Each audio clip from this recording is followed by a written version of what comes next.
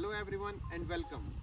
आज हम भारतीय रेलवे के एक मुख्य बिंदु fan shaped turnout concept and orientation of insertion of turnout sleeper के बारे में बात करने जा रहे हैं। तो चलिए शुरू करते हैं। कल्पना करते हैं कि हमारे ट्रैक के ऊपर एक ट्रेन मूव कर रही है। तो unlike a car, train can not itself steer left और right because wheels are fixed. So if train needs to move on to the another track, then track itself must be guided. That guidance system is called turnout. Turnout is a special arrangement of the switch rail,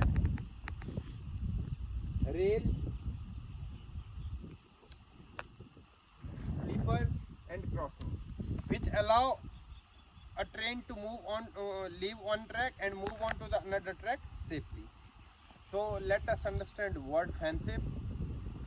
fan safe word को समझने के लिए हम एक folding hand fan का प्रयोग करेंगे। Folding hand fan में हम देख रहेंगे कि जब हम फोल्डिंग हैंड फैन को धीरे धीरे इसकी स्ट्रिप्स को आउटवर्ड खोल रहे हैं तो हमें एक रेडियल डिस्ट्रीब्यूशन क्लियर नज़र आ रहा है।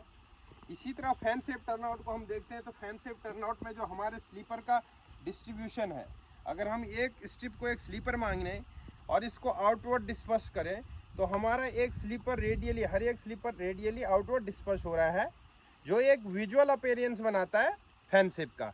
हम टर्नआउट में भी हमारा देख सकते हैं जो आउटवर्ड स्लीपर है और इनवर्ड स्लीपर एक तरह इस फैन की तरफ एक जगह इनवर्ड मूवमेंट कर रहे हैं, जो आउटवर्ड स्लीपर हैं वो बाहर की तरफ होते जा रहे हैं।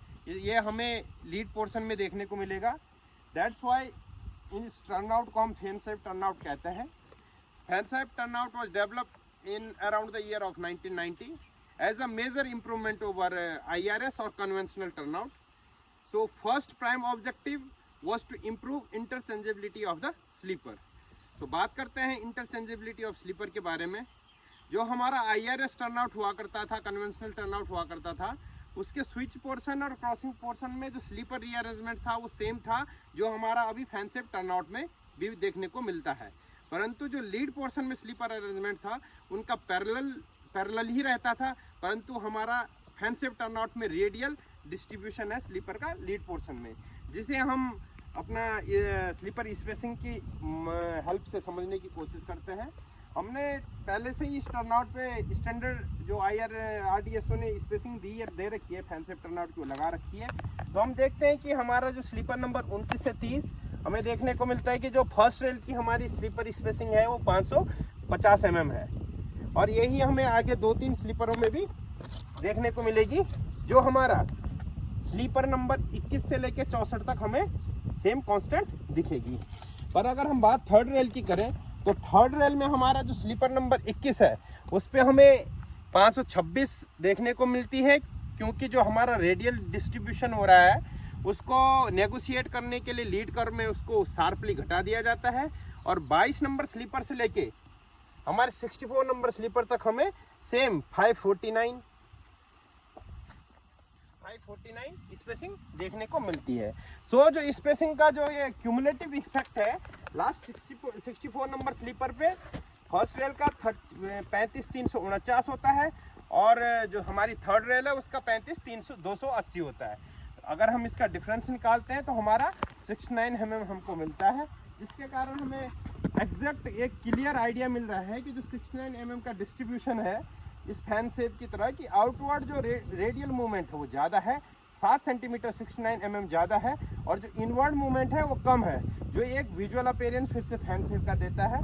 फैन सेफ होने के कारण हमारे लीड पोर्शन में फैन सेफ होने के कारण जो हमारा टर्नआउट साइड जो मूवमेंट होगा वो बहुत स्मूथ होगा। सेकेंड हम बात करेंगे, हमारा जो सेकेंड प्राइम ऑब्जेक्टिव है स्लीपर इंटरचेंजेबिलिटी। हम अभी 1/12 के 60 kg LS टर्नआउट पर खड़े हैं। आप देख रहे होंगे हम स्विच पोर्शन पे खड़े हैं, आप देख रहे होंगे क्रॉसिंग पोर्शन में जो स्लीपर अरेंजमेंट है वो अभी लेफ्ट हैंड की तरफ है, क्योंकि हमारा लेफ्ट हैंड टर्नआउट है।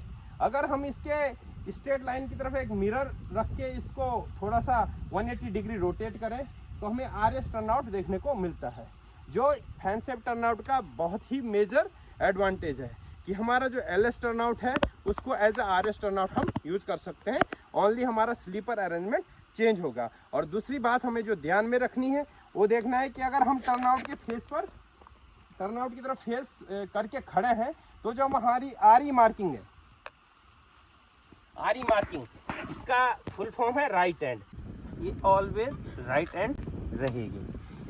जो मेजर इससे हमें बेनिफिट मिलता है, हमें एक जो हमारे अगर हम राइट हैंड और लेफ्ट हैंड के लिए एक ही सेट को यूज़ कर सकते हैं, तो हमें जो मेजर बेनिफिट मिलता है वो हमारी जो इन्वेंट्री में मिलता है। हमारी जो इन्वेंट्री है वो जस्ट हाफ हो जाती है, काफ़ी रिड्यूस हो जाती है। और दूसरा हमें मेंटेनेबिलिटी में इसका बेनिफिट मिलता है कि अगर हमें ट्रैक पे कोई सा भी स्लीपर बदलना है तो सिर्फ हमें मेट या कीमैन को यह बताना पड़ेगा कि 1/12 का स्लीपर है और ए नंबर है, और इसके अलावा हमें कुछ बताने की ज़रूरत नहीं है। LH और RS डिफरेंट टर्नआउट के लिए, तो इससे हमें मेंटेनेंस में भी काफ़ी सुविधा देखने को मिलती है। जो हमारा थर्ड प्राइम ऑब्जेक्टिव है फैनशिप टर्नआउट का, वो होता है ट्रैक जियोमेट्री। ट्रैक जियोमेट्री को समझने के लिए हमें सबसे पहले ये देखना होगा कि जो हमारा फेसिंग टर्नआउट होता है, तो उसमें जब ट्रेन एंटर होती है तो प्लेन ट्रैक से टर्नआउट के अंदर घुसती है। प्लेन ट्रैक को हम देखेंगे, प्लेन ट्रैक का जो हमारा स्लीपर है, इसमें स्लीपर के रेल सीट वाले एरिया में 1/20 का कैंट दिया जाता है, जिसे एडजिंग ऑफ स्लीपर कहते हैं, जो कोनिंग ऑफ व्हील को नेगोशिएट करने के लिए दिया जाता है ताकि रेल और व्हील के बीच में कॉन्टैक्ट सरफेस बना रहे और स्मूथ रनिंग हो। परंतु हम इस एडजिंग ऑफ जो हमारा स्लीपर है 1/20 का कैंट है, इसको हम अपने टर्नआउट के अंदर नहीं जाने दे सकते, because it cause torsional stress in my turnout. तो हम क्या करते हैं, इसमें एक एंट्री स्लीपर का जो सेट है वो प्रोवाइड कराते हैं। एंट्री स्लीपर में हमारा 5 स्लीपर का हम सेट देते हैं, जिसमें 1AS, 2AS, 3AS, 4AS sleeper हम प्रोवाइड कराते हैं, जो यहाँ पे दिख रहे होंगे 3A, 1A, 2A, 3A, 4A and 60AS sleeper को हम बेसिकली सिग्नल फिटिंग्स के रूप में, सिग्नल बॉन्डिंग के रूप में यूज करते हैं। और इस पे हमारा कैंट 1/20 होता है, जो घटते हुए 4A पे 1/25 हो जाता है। यहाँ पे हमारा कैंट और घट के 1/40 हो जाता है, और 2AS पे हमारा कैंट 1/80 हो जाता है, एंड 1AS पे हमारा जो कैंट है वो 0 हो जाता है। तब जब हमारी गाड़ी टर्नआउट के अंदर एंटर करती है तो 0 कैंट पे एंटर करती है, जिससे हमें मेजर बेनिफिट ये देखने को मिलता है कि जो हमारा टर्नआउट है उसके स्विच या स्टॉक रेल में जो टॉर्जनल स्ट्रेस और टॉर्जन के कारण जो स्ट्रेस डेवलप होने वाला था वो डेवलप नहीं होगा, जिससे कि हमारा वियर टियर और ट्रैक जियोमेट्री खराब नहीं होगी। इस प्रकार हम टर्नआउट के एग्जिट साइड पे भी हम एग्जिट स्लीपर के सेट प्रोवाइड कराते हैं, main line as well as turnout side. इसमें हम देख सकते हैं जो हमारा एग्जिट साइड पे जो हमारा पहला स्लीपर होता है 1E होता है, जिसपे हमारा 0 कैंट होता है, एंड 2E स्लीपर पे हमारा जो कैंट होता है वो 1/80 का होता है, एंड 3E स्लीपर पे हमारा कैंट और जो है बढ़कर 1/40 का हो जाता है। 4E पे हमारा कैंट 1/26.5 हो जाता है। प्लेन ट्रैक में हमें जो 1/20 का कैंट प्रदान करना रहता है वो हमें मिल जाता है। Now we have to talk about one of the most important जो कॉन्सेप्ट है फैनशिप टर्नआउट का, that is orientation of insertion of turnout sleeper. So हम टर्नआउट हमारा 3 पार्ट्स में डिवाइड होता है, switch portion, lead portion and crossing portion. तो स्विच पोर्शन में जो हमारा स्लीपर ओरिएंटेशन है, स्लीपर नंबर 1 से लेकर स्लीपर नंबर 20 तक, वो हमारा मेन लाइन के परपेंडिकुलर होता है, जिसको हम देखने की कोशिश करते हैं हम प्रैक्टिकली साइड पे। हम लोगों ने इस टर्नआउट पे एज पर जो लेटेस्ट ACS के हिसाब से स्पेसिंग कर रखी है। जब हम अपने ट्राई स्क्वायर को इधर की जो स्पेसिंग है उस पर रख के देखते हैं, तो हमारी जो ट्राई स्क्वायर की डोरी है उससे हमें देखने को मिलता है कि जो इसके थर्ड रेल पे जो स्पेसिंग लगी है ये इससे पूरा मैच कर रहा है।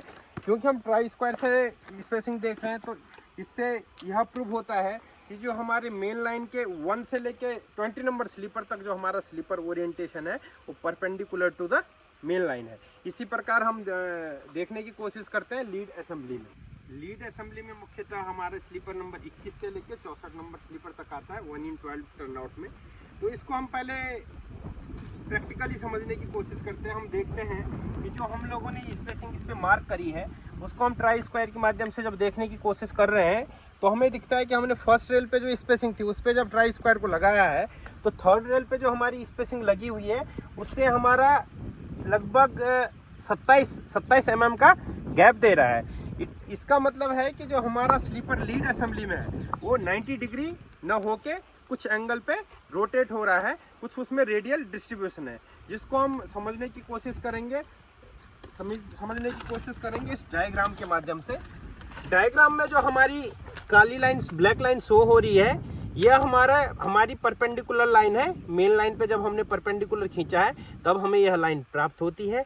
और जो हमारी व्हाइट कलर की लाइन है, ये हमने टर्न आउट जो साइड हमारी थर्ड रेल है जो जा रही है, उस पर हमने टेंजेंट ड्रॉ करके जो परपेंडिकुलर खींचा है वो हमारे व्हाइट की मदद से हमने शो करी है। और दोनों लाइनों के बीच में बनने वाला जो कोण है वो थीटा है। और जो येलो लाइन है, क्योंकि इसकी परिभाषा है लीड असेंबली की, जो बाइसेक्टर होता है, दोनों के परपेंडिकुलर के बाइसेक्टर के अलोंग स्लीपर जो ओरिएंट होता है, तो हमने पीली लाइन को इसके माध्यम से दर्शाया है। तो क्योंकि हमारी पीली लाइन एक बाइसेक्टर का काम कर रही है, तो थीटा को 2 पार्ट में डिवाइड करती है, θ/2 में। सो हमने परपेंडिकुलर ड्रॉ कर रखा है, तो हमें क्लियर इसमें दिख रहा है कि जो हमारा स्लीपर एक्सेस और जो बाइसेक्टर है अलोंग स्लीपर एक्सेस के जो स्लीपर ओरिएंटेशन को भी दिखा रहा है, ये हमारी येलो लाइन है जो कि 90 - θ/2 पे एंगल पे रोटेट हो रही है। So we can conclude that in lead portion sleeper are placed along the bisector direction of the main line and turnout alignment, जिसकी पुष्टि हमें दूसरे माध्यम से 64 नंबर स्लीपर पे हम स्लीपर जो ट्राई स्क्वायर की मदद से भी कर सकते हैं। अगर हम उस पर गुनिया लगा के देखेंगे, ट्राई स्क्वायर को लगा के देखेंगे, तो जो हमारी एक्चुअल स्पेसिंग है और जो गुनिया से हमारी डोरी आएगी उसके मध्य हमें 69 या 70 या 68 mm तक का गैप मिलेगा, जो इसके रेडियल डिस्ट्रीब्यूशन को एक बार पुनः प्रूफ करता है। अब हम क्रॉसिंग असेंबली के स्लीपर ओरिएंटेशन के बारे में बात करेंगे। 1/12 टर्नआउट में हमारा जो 65 नंबर स्लीपर से 83 नंबर स्लीपर तक क्रॉसिंग असेंबली में आता है, जिसको हम क्रॉसिंग के ऊपर एक बाइसेक्टर ड्रॉ करके समझते हैं। हमने दोनों तरफ डोरी को, जो हमारी स्पेसिंग हम लोगों ने एज पर लेटेस्ट एसीएस के हिसाब से लगाई है, दोनों तरफ हमारी स्पेसिंग की जो मार्किंग है वो हम दोनों तरफ हम देख पा रहे हैं। दोनों तरफ हमने डोरी को पकड़ा हुआ है और हम देखेंगे कि बाइसेक्टर से ये डोरी 90 डिग्री पर है कि नहीं। तो हम जब बाइसेक्टर प्रोटेक्टर के माध्यम से डोरी को देखते हैं तो डोरी लेफ्ट और राइट दोनों 90 डिग्री पर हमें देखने को मिलती है। अगर हम इसको लेफ्ट की तरफ भी देखें तो भी हमें यह 90 डिग्री देखने को मिल रही है। और हमारे सारे लाइनर प्रॉपरली हमें इंटैक्ट दिख रहे हैं कि जो हमारा इस पे लाइनर सीट जो हमारी क्रॉसिंग पे बनी हुई है, ये हमारे सारे लाइनर प्रॉपरली बैठे हुए हैं। तो इससे हमारा यह प्रूफ होता है कि जो हमारे क्रॉसिंग असेंबली में जो स्लीपर ओरिएंटेशन होता है वो क्रॉसिंग के बाइसेक्टर के परपेंडिकुलर होता है, स्लीपर नंबर 65 से 83 तक। यही हमारा 42 से 54 तक 8.5 के टर्नआउट में होता है।